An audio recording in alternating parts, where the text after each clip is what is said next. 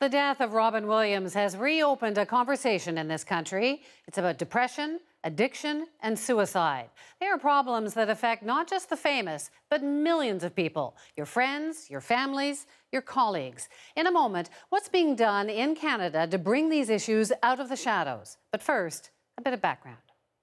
And alcohol is especially dangerous for people like myself, alcoholics. Robin Williams now joins the ranks of artists such as Philip Seymour Hoffman and Amy Winehouse, who died too early after struggling for years with addiction. There is this thing for alcoholics called a blackout. Williams was an advocate for breaking down the silence and stigma around mental health. And then you have to go, nope, you lose, you can't do it, you need help. He spoke often and publicly about his personal struggles with depression and alcohol, and years earlier, cocaine. Your mother and I weren't online. We did lines, my friend, I'll tell you that. His death has many asking, are we doing enough to support people dealing with these problems? In Canada, 1 in 5 people live with mental health issues, with nearly 8% of adults over 18 struggling with major depression. In 2009, there were 3,890 suicides in Canada. The suicide rate for men is 3 times higher than for women, with middle-aged men most at risk.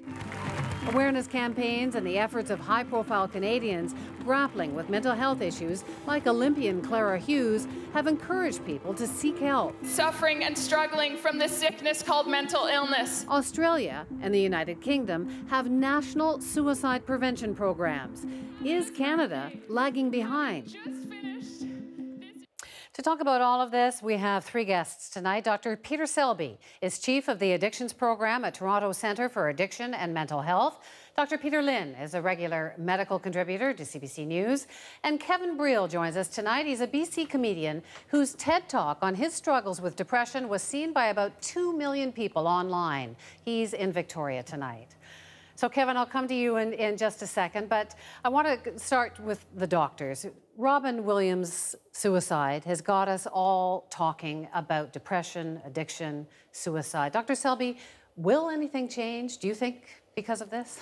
I hope so. I hope that this talk and this attention to it will actually make us take some actions, because that's what we need to do. What did you think, Dr. Lynn, when you were hearing? Yeah, I think what it's going to do is it'll allow people permission to talk about this. So people that are suffering will now bring it up because there's no shame in it. And I think that's very important for us as physicians and as family members that we're looking after. So if they can bring it up to us, that'll allow people to get help. So, Kevin, you did this TED Talk called Confessions of a Depressed Comic. You spoke very openly about suffering with depression and then about considering suicide 2 years ago, and maybe more than once. What are you hoping when you've seen this outpouring about Robin Williams? Are you hoping? Are you thinking anything will change? I mean, yeah, you're hoping that, and I think that's what always is the case when we see someone who's high profile who deals with these issues, whether it's depression or addiction or in this case suicide. You're hopeful that that can start a conversation for people at home, people in their different communities, and yeah, that's what you can hope for, is that things start a conversation from a tragedy like this. Dr. Lynn was talking about the stigma. What needs to change? Is that a big part of it?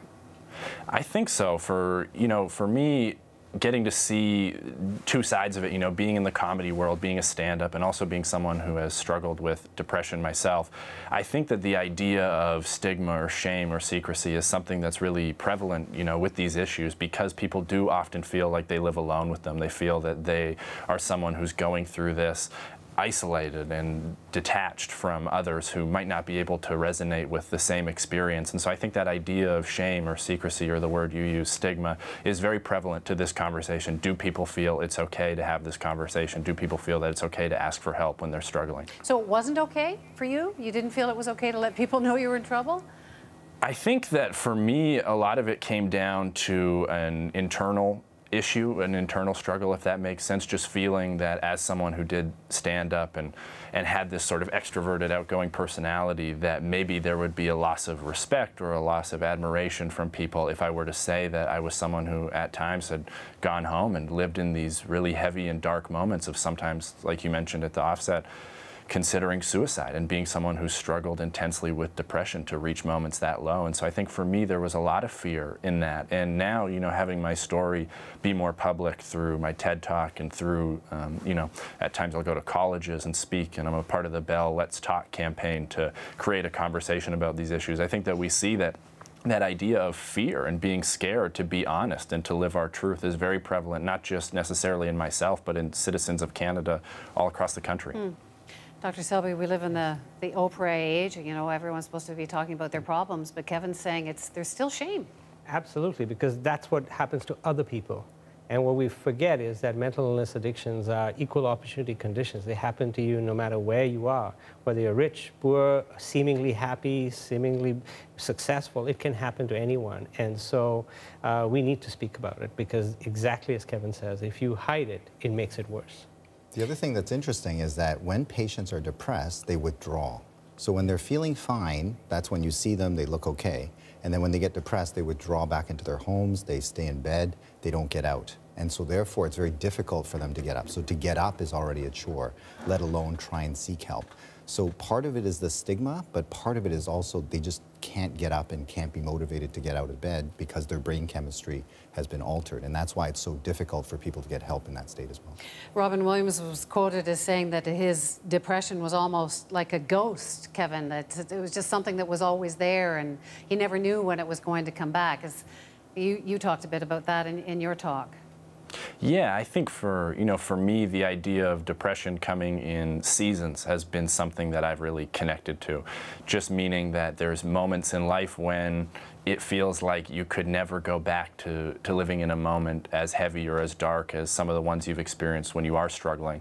And I think that for me, it's come in seasons, and people that I've gotten the chance to meet and to talk about with these things, that idea is prevalent. And I think that's what's so important about this conversation, is that it needs to be ongoing. It needs to be continual, because people, you know, as it was just alluded to, when you're feeling good, everything's fine. And when it goes dark, there's this tendency to withdraw. There's this tendency to become isolated again. And I think that's something that's just so difficult when we don't have this continual conversation. And that's always my hopes when something like this happens of a person, you know, of Robin Williams' celebrity status, is that this conversation doesn't just last for 5 minutes. You know, it's not just today, it's not just tomorrow. It's something that we can move forward with and begin to change and to start a conversation that lasts a long time.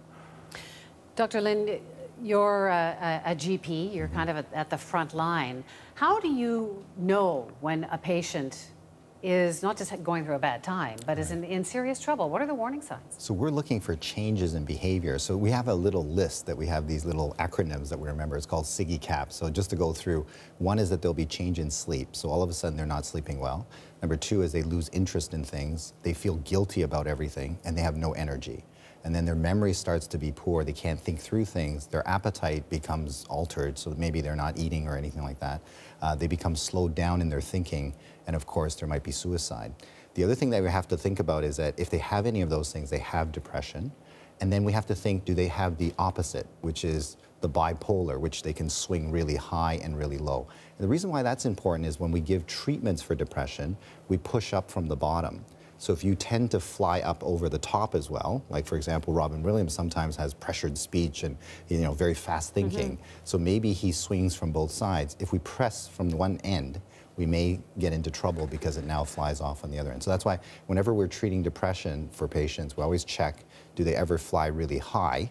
And if they do, then we just have to make sure that we're not pushing them too far up from the bottom. Yeah, and in addition, you know, we need to pay attention to this other thing, that people with depression or bipolar disorder, 50% of them have a substance use condition going on. As did Robin Williams. And so what happens is alcohol or other drugs actually either cause the problem to get worse, so the mood swings, or actually creates the conditions for suicide.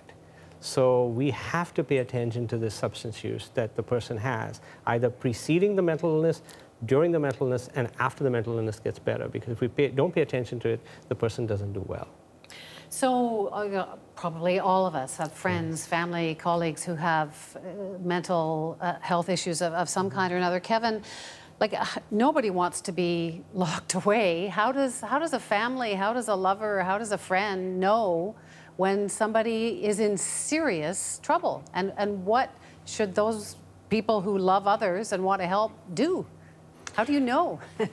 I mean, as far as warning signs go, I think that the two doctors are probably the people to enlighten us, but I can speak to the fact that when you are struggling as an individual or someone that you love or care about is struggling, I think, to me at least, the most important thing is honesty and being able to have that conversation, because I think a lot of times, like I alluded to earlier, we live alone with these things. And the flip side of this conversation is that there is help and there is treatment and there are people who care and there's counselors and medical professionals and hotlines and people who want to know your story, who want to know your struggle, who want to help you through this difficult season of life that you might feel like you're trapped in.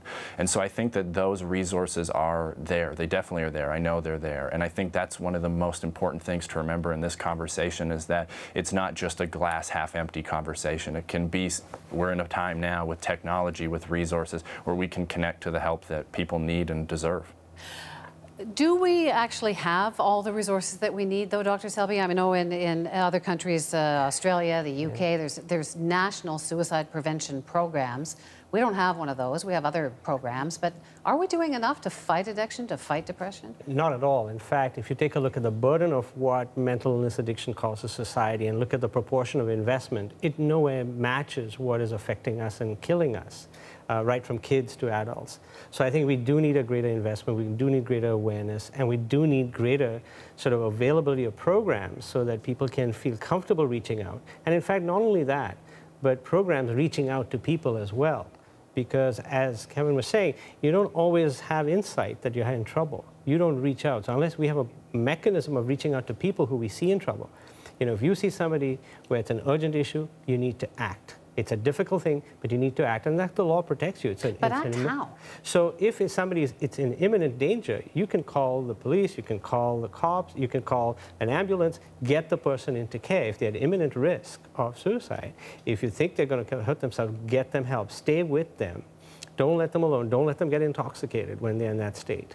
Make sure the place is safe and get them help. So that's the emergency situation. Take action when it's emergent. But of course, early prevention, early signs, getting people before they get to that despair is also critical. And we all need to speak up because, you know, we're on the wrong side of our eyeballs to see our own behavior. It's our family, it's our friends, it's our coworkers who see it.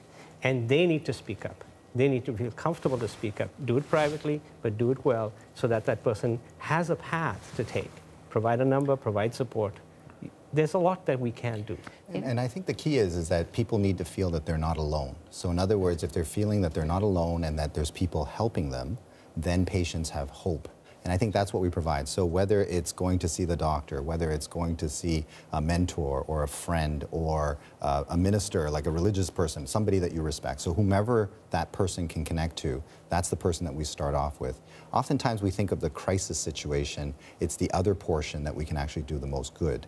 And then it sounds terrible, but every time we see one of these suicide situations, people go, yeah, he's been withdrawn for 3 weeks. Yeah, he wasn't, you know, coming out, he wasn't eating. Like all the signs were there. I think the key Robin is, Williams he'd been in rehab, Right. He'd spoken publicly, he had all the funds, we imagine, to seek the help that he needed, and it's still not enough. Right, but then there were still signs. You know, he was having financial difficulties. There was this list of things that now in retrospect, we all look at it and go, oh, it's so obvious. But at the time, each one single item didn't seem important. But when you put it all together, that's really the picture that we're looking for. And I think we need to understand that we're at the early days of understanding mental illness. You know, this is the most uncharted territory in this universe. We're better off getting to comets and other things like that than we are to understanding the human brain and how it behaves. And so, yes, right now we do our best effort to help people, but we don't have all the answers. And that's why having a research strategy so that in 20 years, nobody has to bury a family member because they lose them to suicide. Got to wrap up in just a few seconds, but Kevin, I just want to end on you. Has your depression made you a better artist? We always hear this line about tortured comedians. Has it made you connect better with an audience? I don't, you know, I get asked that sometimes, and I'm not ever quite sure how to answer it. I think for me that struggling with depression, having that be a part of my life, is something that I wouldn't change. It's given me a different perspective on who I am as a person. But for me, it's also helped me show that it can be a tool to connect. And when I'm doing stand-up and you're in a theater and there's people laughing, it feels like it's this moment for all of us maybe to escape our pain, and maybe all of us to escape our problems, and to be connected in a moment of something as pure as joy and laughter. So I think it's just given me a different perspective on who I am as a person and how that relates to everyone in the community around me. So I'm truthfully grateful for it. Thank you. We are out of time. I'm sorry to cut you off. You were all really interesting on this. Thanks so much. Hey, thank you.